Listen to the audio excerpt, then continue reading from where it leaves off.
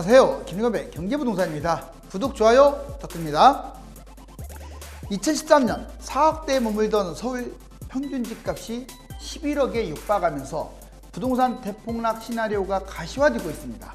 11억 아파트가 만약에 4억으로 원상복귀되면 나라가 망할 것처럼 떠들어대는데 자본주의 재화는요 양면성이 있기 때문에 망하지 않습니다. 벌써 전국적으로 거래량이 감소하고 그동안 매수를 뒷받침하던 다주택자와 외지인 투자, 30대 영끌과 갭 투자자들이 눈에 띄게 줄었습니다. 상담 안내는 02-501-7554, 유료 상담은 010-3999-8808입니다. 전화 주십시오.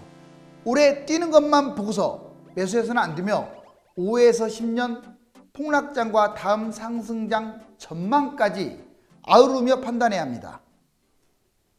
자, 전국 부동산 80% 폭락, 큰일 난다. 지금 핵폭탄이 터졌네요. 자, 부동산 거품이 터지는 거예요. 자, 지금 젊은 사람들이 여기 있는데 영끌에 지금 어려움이 좀 있죠? 자, 이제 하나씩 보겠습니다. 집값 장기적으로 위험한 곳들이 어디냐? 여기서 중요한 말이 이제 장기적이에요. 지금은 너무 많이 뛰어서 하락은 합니다. 근데 이제 많이 떨어지는 것도 중요하지만 다음 상승장에 어떻게 되느냐도 중요해요. 그걸 여러분들이 머릿속에 청사진처럼 그리고 있어야 돼요. 볼까요?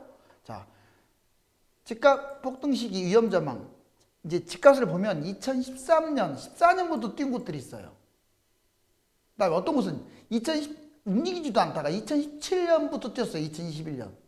또 어떤 것들은 2020년이에요. 작년이에요. 그동안에 움직이지도 않다가 거래도 안 되다가 작년에 뛰었습니다. 그럼 어디가 그런지 가르쳐 드릴게요. 자, 먼저 2014년부터 뛴 곳들은 장기적으로 안전한 곳들이에요. 대략 10%에서 10%밖에 안 돼요.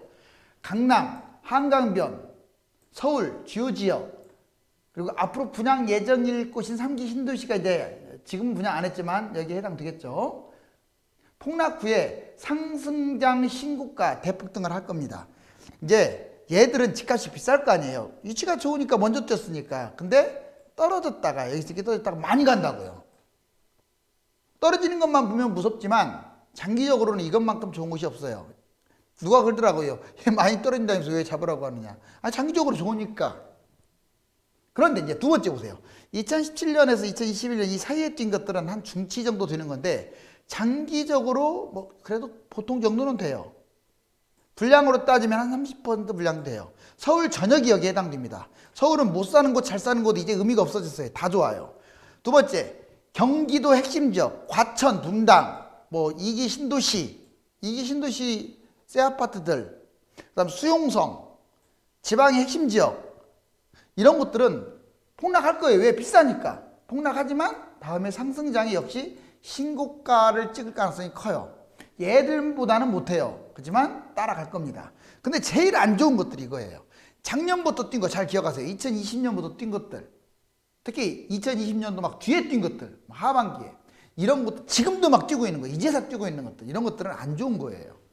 그동안에 7년 동안 안 뛰다가 지금 뛴다. 그것은 뭐 전철 들어와서 뛰는 게 아니에요. 호재가 있어서 뛰는 게 아니라 그전에도 호재 있는데도 움직이지도 않았잖아요. 그곳은 입지가 안 좋기 때문에 그래요. 자, 그곳에 그럼 어느 곳이냐? 대략 위험한 곳들이 무려 60%에 다달라요. 수도권의 평범한 곳, 수도권의 대부분도 여기에 해당됩니다. 특히 물량폭탄 떨어지면요, 이런 위험해요. 외곽이 되겠죠. 외곽이 아니래도 중심지도 그런 곳들이 많이 나와요. 지방의 광역시가 상당히 수도권보다 더 위험합니다. 중소도시는 말할 것도 없고요. 왜냐? 인구 줄고 산업체 감소하고 폭락 후에 회복도 어려워요. 얘들은 신고가 찍고 얘도 신고가 조금 찍고 가는데 얘는 아예 그냥 회복이나 할지 또 회복을 해도 시간이 엄청 걸리겠죠. 그래서 이제 상투에 잡는 거 조심하라고요. 잡지 말라는 게 아니에요. 상투에. 이제 세 갈래 이해 가셨죠? 그러면 이걸 한번 도표로 그려볼게요. 서울 보세요. 똑같은 10억짜리가 있다고 칩시다. 서울, 경기도, 인천, 지방, 광역시 똑같은 10억짜리. 서울은 그냥 중간치가 10억이고 경기, 인천은 좀 약간 좋은 게 10억이고 지방, 광역시는 상당히 좋은 것들이 10억을 가겠죠. 자, 보자고요. 2021년 현재 10억짜리가 만약 폭락하면 6억으로 빠질 거예요. 다 6억으로 빠져요. 서울이라고 들 빠지지 않습니다. 자, 이 집 원이 중요해요. 이만큼 빠졌죠. 제가 왜 조금 기다리는 게 좋다고 하냐면 여기서 좀 더 갈 수도 있는데 끝까지 가기보다는 반드시 이렇게 떨어졌다 올라갈 거예요.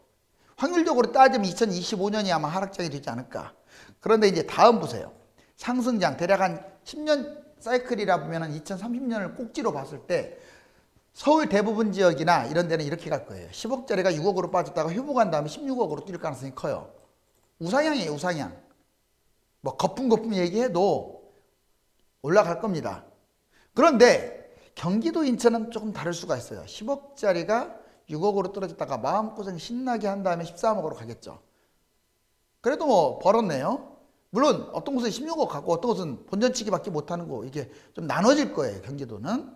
자, 근데 지방은 심각해요. 10억짜리가 6억으로 떨어졌다가 잘해야 10억이에요. 본전치기 2030년에. 물론 이걸 다 제가 제 말이 다 맞다가 아니라 이걸 제시했다라는 것도 하나의 의미가 있는 거예요. 왜? 지금 여러분들 과거는 미래의 거울이잖아요. 과거의 빅데이터를 뽑아보면 이렇게 돼요. 얘들은 4억짜리가 실제 10억으로 갔지만 얘들은 4억짜리가 10억으로 가기는커녕 6억 7억에서 끝났어요. 6억 7억. 얘들은 4억짜리가 겨우 5억이에요. 물론 비싼 것들은 많이 뛰었지만 그거 다 나오잖아요. 자, 이제 부동산 폭등과 폭락장 종합 지도를 한번 볼게요. 자, 한번 이제 봅시다. 자, 보시면 부동산 폭등과 폭락 종합 지도 이거 조금 별표를 쳐놓을 테니까 잘 보세요. 먼저 부동산이 사이클이라는 게 있어요. 2002년에서 2005년. 약속이나 한 듯이 4년이네요. 이때 폭락했죠. 대폭락. 2006년에서 2009년 대폭등. 2010년에서 2013년 대폭락. 2014에서 21년 대폭등. 여기까지는 다 4년 단위였는데 자, 문재인 정부 들어와서만 7년째 지금 뛰고 있어요. 자, 근데 다음에 2022년에 2025년 뭐 4년 떨어진다고 치고 한 4, 5년 올라간다고 치고 이건 이제 예측입니다. 여기는 오른쪽은 예측이고 이쪽은 팩트입니다. 팩트.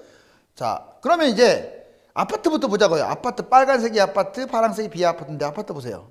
이게 쭉 5년까지 떨어졌다가 2010년까지 폭등했어요.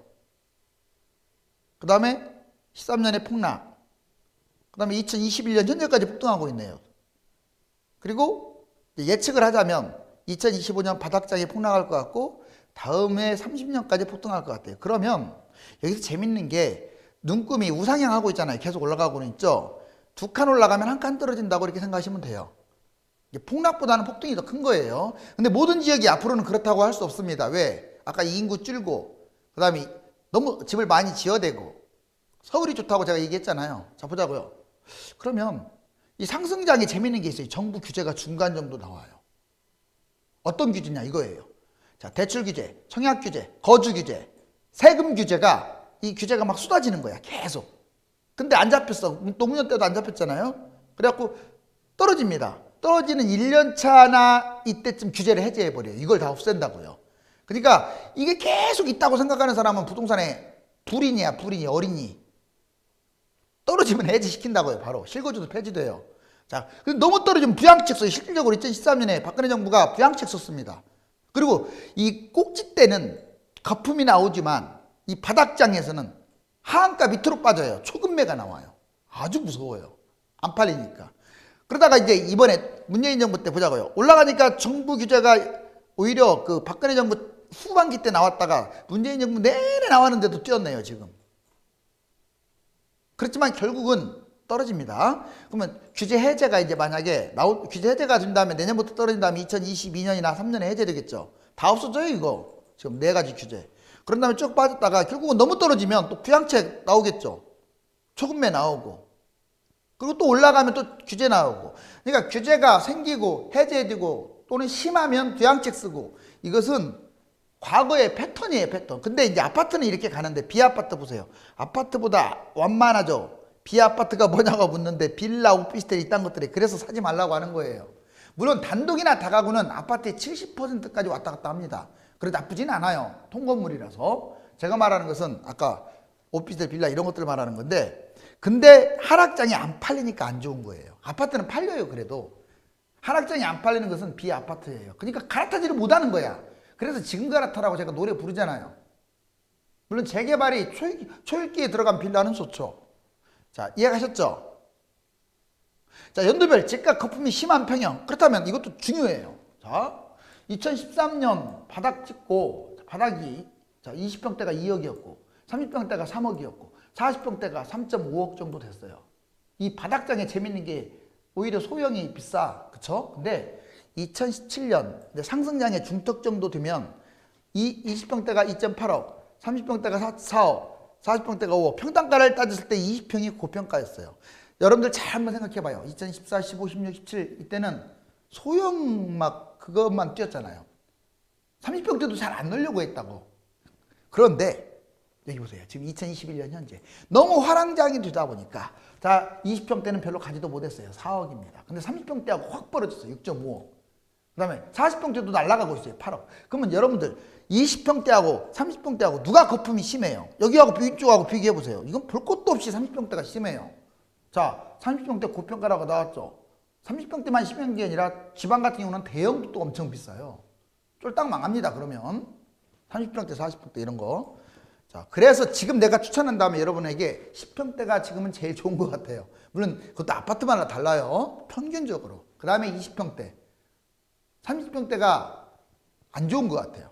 자 이제 집값 2년 이상 빠지면 50, 60% 폭락한다. 이거는 이 단지들만 그런 게 아니야. 대부분이 다 이렇게 빠졌어.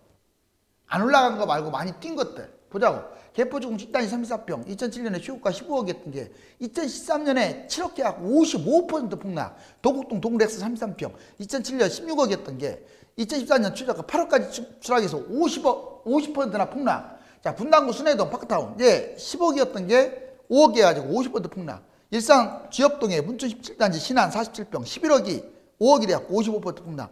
진짜 많이 떨어지죠. 60% 70% 떨어진 것도 있어요. 심지어는 분양가에서 여러분들 분양가에서 40% 떨어진 것들도 많아요. 분양가에서. 누가 그러더라고. 분양가 밑으로도 빠지냐고. 빠지는 정도가 아니에요. 망하는 거지. 지금은 피 2억 3억 붙었어도요. 진짜로 2, 3년 빠지면 분양가 밑으로 빠져요. 집값 대세 하락장에 2017년 수준까지 빠질 수 있습니다. 보면 바닥이 2013년이라고 아까 여러 번 했죠. 서울 아파트는 지금 평균이 10억 정도 한다고 하면 2013년에 한 4.5억 했어. 근데 2017년에 대통령 취임할 때 6억 했던 것이 지금 현재 10억까지 가요. 4.5억이 10억대까지 올라온 거야. 자, 그리고 근데 이제 문재인 정부가 원상복귀 한다고 했는데 이미 좀 지금은 힘들 것 같고 아무튼 2025년까지 빠진다면 그럼 6억까지 충분히 빠집니다. 그럼 원상복귀 되네요. 대통령 취임 때까지 빠질 가능성이 있어요. 만약 2년 이상 빠지면. 그 다음에 경기도 아파트 평균이 6억인데 2014년 3억이었던 게 자 2017년 3.5억 문재인 정부 때. 근데 이게 6억까지 올라왔네요. 근데 얘도 빠지면 문재인 정부 때 3.5억까지 추락. 지방광역시는 자 지금은 4억이지만 이제 2억짜리가 2.5억 해가지고 4억까지 치고 올라온 거예요. 만약 빠진다면 2.5억까지 추락할 가능성이 큽니다. 좀 비싼 게 좀 더 빠지죠? 자 이제 다주택 매물이 왜 여러분들 적게 나오는 것 같아요? 다주택 매물이 안 나오는 이유는 세 가지 이유를 찾을 수 있어요. 첫 번째, 양도세 중과세가 너무 세. 물론 올 6월 달부터는 더 세지는데 3억 버는데 2억 세금 내라고 하니 여러분들 그걸 팔겠어요? 근데 양도세 중과세를 폐지하거나 아니면 그대로 존속할 거라면 이걸 더 세게 때려야지. 보유세, 종부세 이걸 징벌적 누진세로 때려야 돼요. 제가 그렇다고 다주택 뭐 조그마한 거, 돈 얼마 안 되는 거 여러 개 갖고 있는 사람들을 뭐라고 하는 게 아니에요. 아파트 비싼 걸 여러 개 갖고 있는 사람들이 문제라는 거지. 임대주택 사업까지 내가지고. 자, 아무튼 징벌적 누진세를 때려버리면요. 안 팔 수가 없어요. 1주택, M1 1주택 누진세, M1 1주택 종부세 세게 때릴 게 아니라 2주택부터 다주택자 또는 금액 합산이 큰 금액 이 사람들 때려야죠. 많이. 이게 중과세가 과다하니까 누진세가 없다 보니까 안 파는 거야. 두 번째, 매매 대신에 증여를 하는 경우도 많아요. 다주택 증여세, 중과세 때려버려야 돼. 이것도. 증여세까지도. 다주택 증여세, 누진세 때려버려야 됩니다. 이것도. 이쪽으로 빠져나가지 못하게. 그 다음에 상승 기대로 버티기 하고 있어요. 계속 지금 7년째 올라가니까 떨어진다는 생각을 이제 안 해. 환상적 새로운 이론 창출이야. 이제 집값이 안 떨어진다. 다 아니까. 학습 효과로 안 떨어진다. 무슨 놈의 개뿔 학습 효과입니까? 주식은 학습 효과가 없어갖고 얼마 전에 코로나 생겼다고 1300, 1400대까지 추락합니까? 학습 효과가 없다고? 자, 그런 거 그렇지 않아요. 자본주의의 모든 재화는 폭등과 폭락이 생각보다 커요. 작게는 50%고요. 크게는 10배까지 왔다 갔다 해요. 놀랍습니다. 이렇게 가는 건 없어요. 10년 동안 이렇게 가는 건 없다고요. 이러지. 자, 그 다음에 상승 기대 버티기. 집값 지속적으로 상승 기대감 있고 하락장 위기의식도 없어요. 맨날 뛰기만 했으니까. 자, 부동산 명심할 5가지. 이것만 알아도 여러분들 불이익은 면합니다. 딱 5가지 기억하세요. 어떤 일이 있더라도 유주택을 유지하세요. 웬만하면. 지금 꼭지니까 팔고 하락장까지 기다렸다가 뭐 집 산다. 이거는 조금 위험해요. 멀쩡한 아파트는 그냥 떨어져도 끌고 가시는 게 좋아요.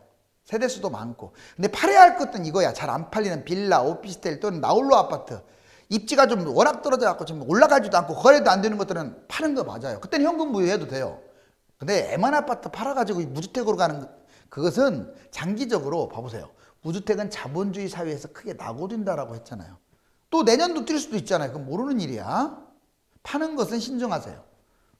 안 좋은 것들만 팔아라. 두 번째, 오르지 않는 입지에 있는 아파트나 빌라, 오피스텔 등등 비아파트는 잡지 마세요.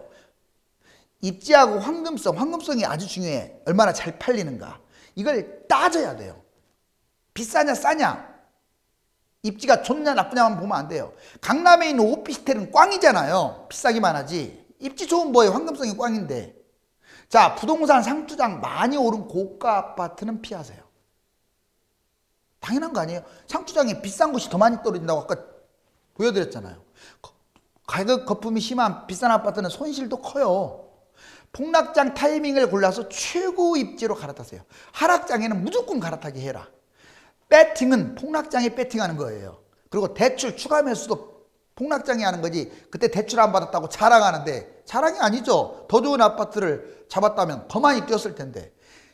오히려 지금처럼 상투에 가까울 때는 대출을 최소화하고 하락장 때는 대출 또는 갭 투자해도 돼요. 자, 입지는 이 순서가 좋습니다. 서울, 경기, 인천, 광역시, 지방 순으로 좋다. 지방은 인구와 산업의 영향을 받아 좋지 않다. 명심할 5가지. 이것만 기억해도 불이익이 확실하게 탈피합니다. 여러분들 망원경으로 멀리 보세요. 자, 집이 천사로 보이나요? 쇠사슬에 묶인 고철덩어리로 보이나요? 지금은 제 생각은 고철덩어리로 보이는데요. 너무 비싸니까.